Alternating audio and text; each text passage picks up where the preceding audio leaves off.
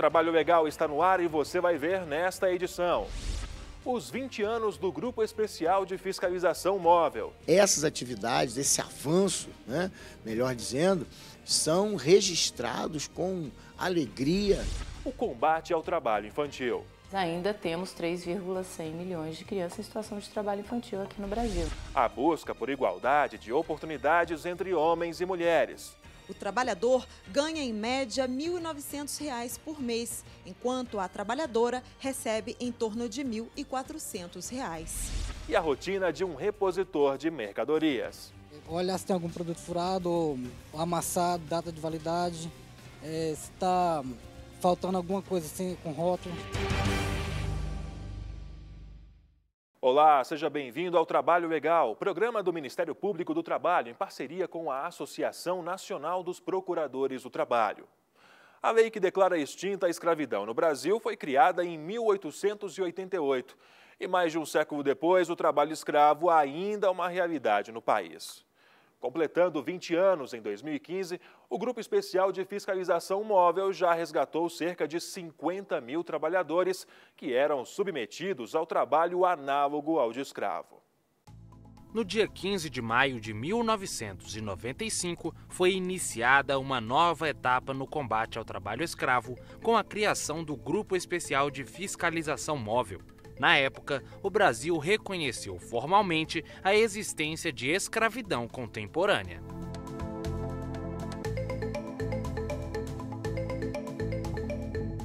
Após 20 anos de atuação, um reencontro dos integrantes que fizeram e fazem parte dos grupos foi promovido para a apresentação do balanço das atividades e debater os principais desafios.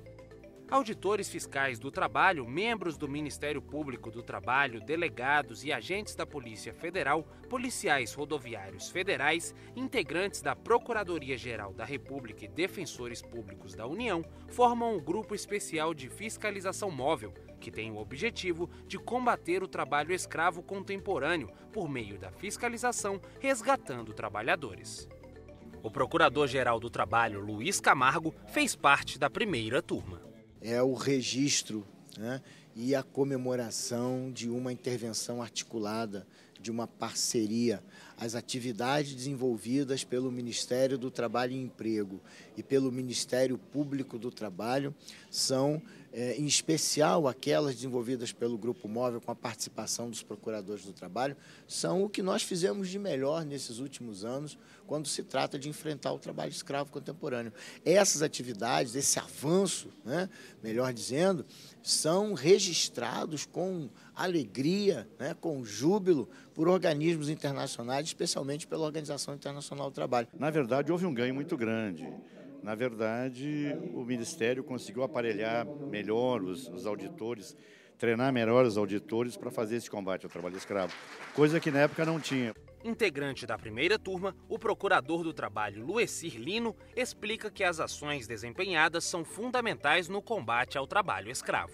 A participação do membro do Ministério Público junto ao Grupo Móvel, Grupo Especial de Fiscalização Móvel, ela desde a primeira vez é contagiante. Você não consegue dificilmente depois deixar de participar, de seguir participando. Aquele que faz a primeira operação praticamente vai se vincular a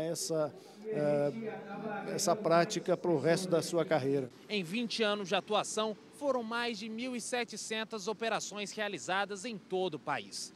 4 mil estabelecimentos inspecionados e quase 50 mil trabalhadores resgatados. Então, se não temos o que comemorar em relação aos resultados, se tivéssemos um trabalhador só em situação análoga ao escravo já seria uma vergonha, mais de 49 mil é assustador. Mas temos que exaltar essa política firmada pelo Estado brasileiro de combater essa prática. As pessoas resgatadas do trabalho escravo, cabe ao Ministério oferecer a ele cursos de qualificação profissional, o benefício do seguro-desemprego, e o esforço nosso é de propor políticas afirmativas, porque se você não criar condições para que ele mude de situação, dando a ele acesso ao conhecimento, à educação, à qualificação profissional, ele continua sendo uma presa fácil para a repetição deste ato. 95% dos trabalhadores escravos contemporâneos são homens. A maioria é do estado do Maranhão. 33% são analfabetos e 39% só estudaram até a 4ª série. Ainda de acordo com o levantamento, 83% têm entre 18 e 44 anos. As atividades que mais tiveram trabalhadores libertados foram a pecuária, com 29% do total, o setor da cana-de-açúcar, com 25%, e outras lavouras, com 19%. Mas, segundo alguns dados da ONG Repórter Brasil, é o segundo crime mais rentável do mundo. Só perde para o tráfico de drogas. Então, o trabalho escravo ainda tem muitos desafios aí para combater essa chaga social. O combate ao trabalho escravo está vivendo uma encruzilhada neste momento. A gente avançou bastante, foram mais de quase 50 mil pessoas resgatadas, milhões de reais pagos em indenização, centenas de empresas que passaram a entender a importância de verificar o trabalho escravo em suas cadeias de valor. Ao mesmo tempo, nós temos um ataque muito grande no Congresso Nacional, estão tentando mudar o conceito de trabalho escravo, esvaziando o combate, e outros tipos de ataques, ataque à lista suja, ataque à fiscalização, tentativa de desmoralização de todo o processo. No Congresso Nacional, tramitam propostas que modificam o conceito de trabalho escravo, já consolidado no Código Penal. Elas retiram 2 conceitos importantes para a caracterização da escravidão contemporânea: jornada exaustiva e condições degradantes. A principal delas é o projeto de lei que regulamenta a Emenda Constitucional 81, atualmente na Comissão de Constituição, Justiça e Cidadania do Senado. Segundo o Código Penal, as características do trabalho análogo ao de escravo são trabalho forçado, jornada exaustiva, condições degradantes e liberdade restringida por dívida com o patrão. Ainda segundo a legislação, restringir o uso de transporte com o objetivo de reter o empregado no local de trabalho, vigiar o trabalhador de forma ostensiva e reter documentos e objetos pessoais também são considerados crime. A pena é de 2 a 8 anos de prisão mais multa, aumentada se o crime for cometido contra crianças e adolescentes. Durante o evento, o ministro Manuel Dias declarou que o cadastro de empregadores infratores, conhecido como lista suja, que contém nomes de empresas flagradas utilizando o trabalho escravo, poderá ser divulgada novamente em breve. O principal objetivo da lista é sensibilizar bancos públicos a não conceder empréstimos a pessoas físicas ou jurídicas que exploram o trabalhador no Brasil. Faz a diferença. Há uma decisão do Supremo Tribunal Federal que foi emitida no final do ano passado, em que concedeu uma liminar suspendendo a publicação da lista negra. Nós já tomamos todas as medidas necessárias. Já estivemos em reunião com o próprio Judiciário e esperamos que, num prazo não muito longo, nós possamos restabelecer a publicação da lista negra, que está dentro do que hoje a legislação brasileira prescreve, que é a transparência total. A publicação da lista foi suspensa por meio de uma liminar do Supremo Tribunal Federal em dezembro do ano passado, após a ação da Associação Brasileira de Incorporadoras Imobiliárias. Agora, uma nova portaria assinada pela Secretaria de Direitos Humanos da Presidência da República e pelo Ministério do Trabalho e Emprego vai atualizar o cadastro de empregadores flagrados com mão de obra escrava, ampliando a garantia do direito à defesa. Para Luiz Camargo, a divulgação é essencial no combate ao trabalho escravo. É uma ferramenta excepcional, né? É uma ferramenta que nos permite sensibilizar o sistema financeiro, as instituições do sistema financeiro que operam com dinheiro público, para não emprestar dinheiro àqueles que estão explorando o trabalhador. Ao lado da placa em memória aos 4 auditores fiscais mortos no ano de 2004 em Unai, foi inaugurada outra em homenagem aos grupos móveis. 12 de junho é o Dia Mundial de Combate ao Trabalho Infantil, criado pela Organização Internacional do Trabalho em 2002 e instituído aqui no Brasil por uma lei federal de 2007. Crianças que, ao invés de estudar e brincar, trabalham.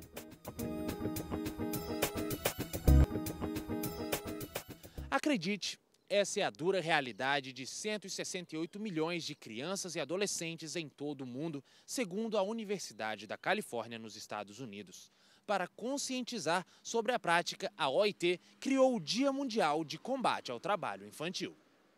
O dia 12 de junho foi uma data que foi criada pela OIT para ser um momento onde todos os países, onde o mundo pudesse parar e refletir sobre esse problema. Então é um momento onde se para, se reflete e de análise para ver o que se pode fazer para que haja uma aceleração do ritmo de queda do trabalho infantil. No Brasil, os números são alarmantes. Até 2011, 3,5 milhões de crianças e adolescentes entre 5 e 17 anos trabalhavam. Entre 2012 e 2013, esse número diminuiu 12%, ou seja, 438 mil pessoas deixaram de desempenhar atividades laborais nessas condições.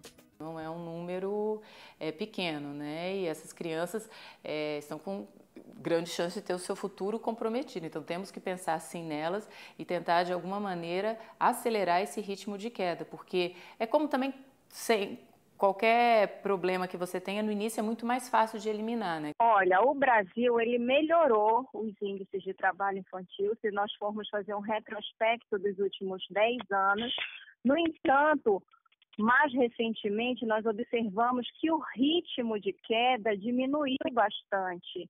Então nós precisamos tomar medidas de enfrentamento que possam trazer resultados de uma maneira mais eficiente. Ou seja, que nós podemos encurtar o tempo em que realmente o Brasil vai erradicar o trabalho infantil.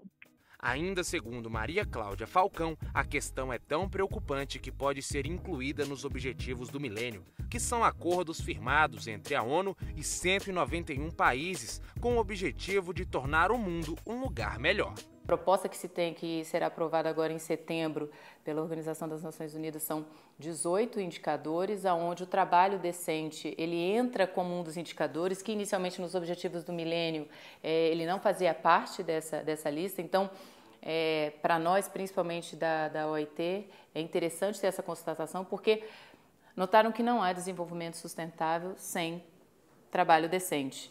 E o interessante é que, dentre as metas desse indicador referente ao trabalho decente, há a eliminação imediata das piores formas de trabalho infantil e a eliminação de todas as formas de trabalho infantil até 2025. O MPT combate o trabalho infantil por meio de diversas ações. A atuação do Ministério Público do Trabalho ela se dá em diversas frentes, especialmente na questão das piores formas de exploração do trabalho infanto-juvenil, que é associado, por exemplo, à exploração sexual, comercial, ao tráfico de drogas, ao trabalho infantil doméstico, que ainda é uma realidade muito forte, especificamente na região norte e nordeste do país, no estado do Pará, com destaque muito preocupante nesse sentido. Nós fazemos, além das investigações, ingressamos com ações na Justiça do Trabalho, requerendo que essa forma de exploração seja imediatamente cessada, fazemos audiências públicas, campanhas de conscientização nas escolas com a sociedade. Então, tem uma atuação muito rica e intensa nesse sentido. Eu costumo dizer que é um trabalho de formiguinha diário.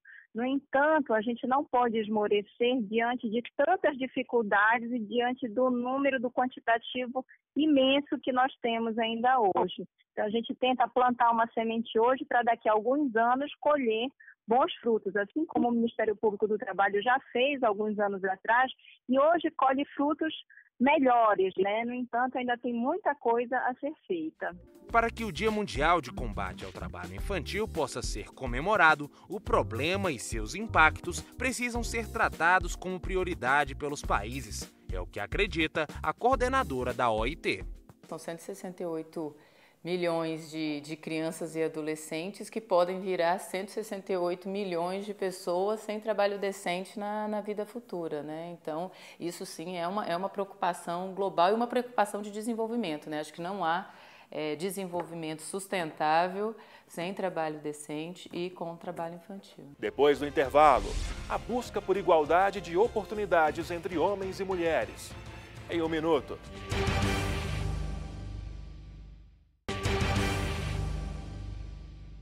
As As mulheres têm ganhado cada vez mais espaço no mercado de trabalho, mas ainda ocupam menos postos de chefia do que os homens, ganham pouco e muitas vezes precisam conciliar atividades domésticas com o trabalho. Um passo importante na busca pela igualdade de oportunidades seria a ratificação da Convenção 156 da Organização Internacional do Trabalho.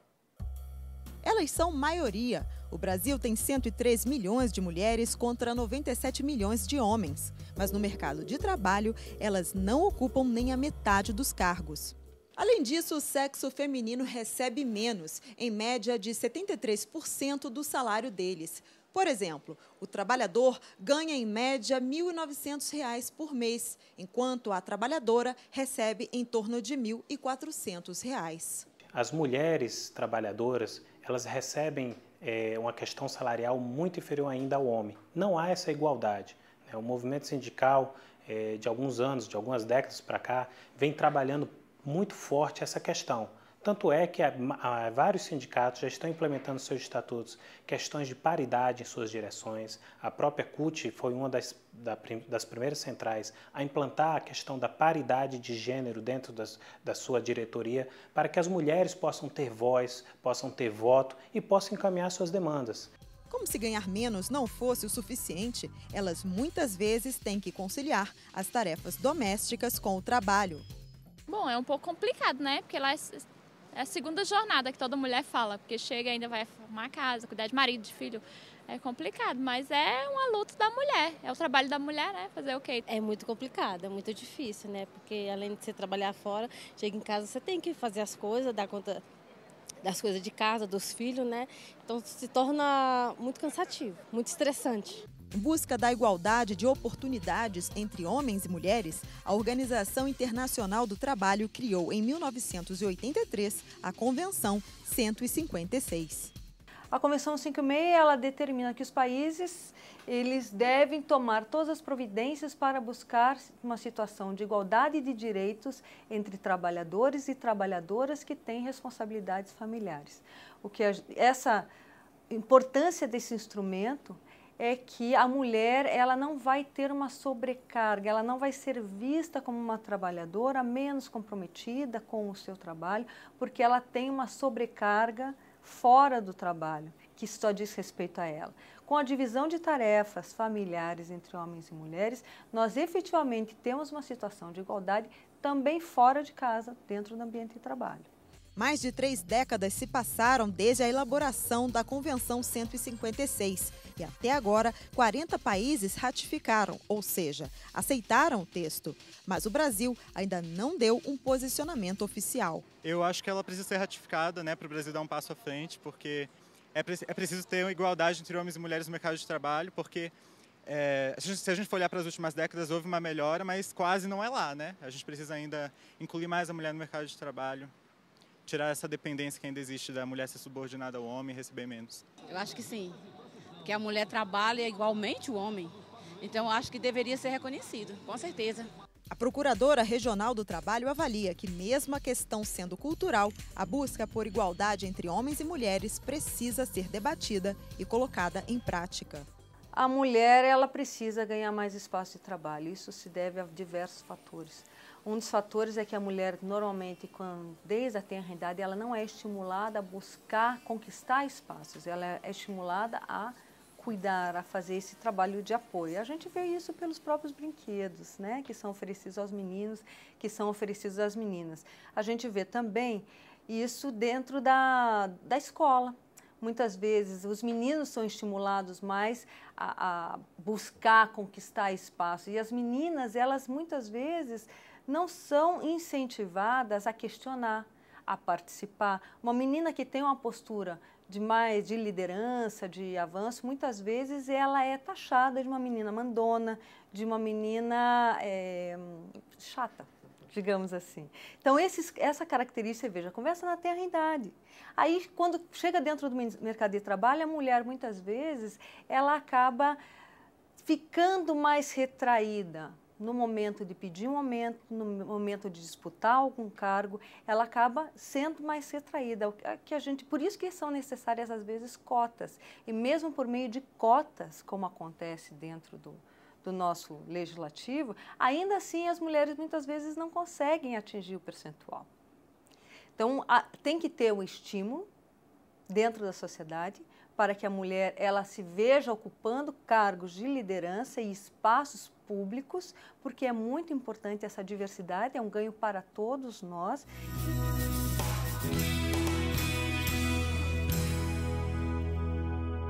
O Trabalho Legal abre agora espaço para suas dúvidas. Você pergunta e o MPT responde.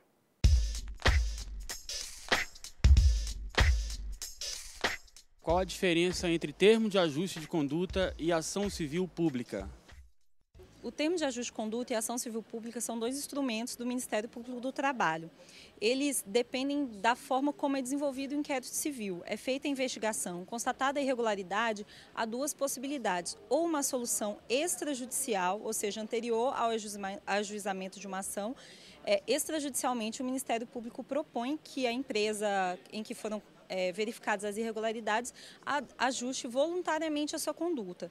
Nesse sentido, a empresa assina o termo de ajuste de conduta, se comprometendo a regularizar a sua conduta. Nesse termo também pode constar uma indenização pelo dano moral coletivo causado pelas irregularidades ocorridas. Caso não seja possível chegar a esse ajuste voluntário, é ajuizada a ação civil pública, que vai ter como resultado, caso a Justiça entenda procedente essa ação, uma sentença que vai obrigar a empresa ré a cumprir a legislação trabalhista. A diferença entre os termos é basicamente entre se é feito fora da justiça anteriormente ou se é feito ou se, no caso, a ação civil pública é ajuizada na própria justiça. Mas, em termos práticos, a finalidade é a mesma, que é ver a legislação trabalhista cumprir. Quem pode fazer uma denúncia ao MPT? Qualquer pessoa pode fazer uma denúncia, não necessariamente precisa ser um empregado. Qualquer pessoa pode fazer essa denúncia. Essa denúncia pode ser feita no site do Ministério Público, por telefone ou até pessoalmente na sede do Ministério Público, nas capitais ou nas procuradorias do trabalho nos municípios.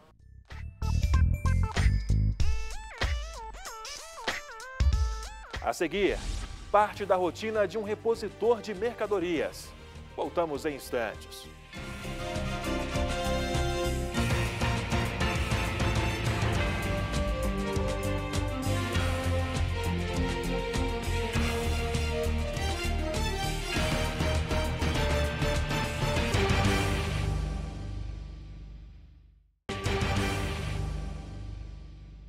O profissional de hoje do quadro Meu Trabalho desempenha as atividades principalmente em empresas de varejo, como supermercados.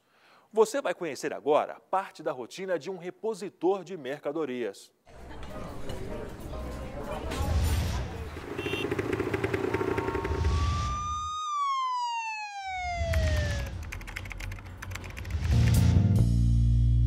Você entra no mercado e encontra tudo arrumado no seu devido lugar. Mas já parou para se perguntar quem é o responsável por fazer isso? Ficou curioso? Então vamos descobrir. Esse é o Edmar, responsável por organizar os produtos deste mercado. Ele é um repositor de mercadorias. É uma profissão que exige força, mas também um lado mais detalhista, não é? Assim, exige força na hora de descer a mercadoria e trazer para a seção. O detalhista tem sempre manter tudo no lugar e bem arrumado. E quais são as principais tarefas de um repositor? Olhar se tem algum produto furado ou amassado, data de validade, se está faltando alguma coisa assim com rótulo. Por exemplo, se tem esse aqui, esse produto, se está com a data vencida ou se está faltando aqui dentro, aqui no estoque ou lá dentro. Então tem que ter muita atenção, né? Bastante. E também com a limpeza também, tem que manter sempre organizado e limpo, para sempre estar agradando o cliente. Mas tem que conhecer bem o estoque para facilitar o trabalho, não é? Sim, tem que conhecer assim, como aqui na seção, como lá dentro. Onde coloca as mercadorias que chegam, para facilitar, para sair aqui para fora. E a gente pode conhecer o seu local de trabalho, o estoque? Sim, vamos lá. E aqui que você trabalha, passa boa parte do seu dia? Sim, aqui, a maioria da parte do dia a gente passa aqui dentro. E aqui, como é que você organiza as coisas, deixa tudo em ordem? A partir do momento que chega, a gente deixa um tempo aqui em cima e na parte da tarde a gente tira das caixas e coloca lá para dentro, para assim facilitar o nosso trabalho e levar lá para fora. A função de repositor de mercadorias está inscrita no Ministério do Trabalho e Emprego pelo Código Brasileiro de Ocupações. Como é que é para você ter na sua carteira de trabalho colocado lá a sua função de repositor de mercadorias? É uma função a mais na carteira, né, que passa a ser uma garantia também para muitos benefícios, porque tem uma segurança para, no caso você perder o emprego, tem a garantia de receber 13º, férias, FGTS e os benefícios adquiridos pela Justiça. Qualquer um pode se tornar um repositor de mercadorias? O que é preciso fazer para se ter essa profissão? Sim, qualquer um pode se tornar um repositor. E é preciso ter vontade de trabalhar, esforço e muita dedicação. E é nesse momento que você mexe aí com os produtos que você confere a data de validade. Esse momento que eu venho pegar o produto aqui dentro para levar lá para a seção, que eu olho a data antes de levar para lá. Então vamos lá na seção conferir se está tudo na ordem, esses produtos? Vamos.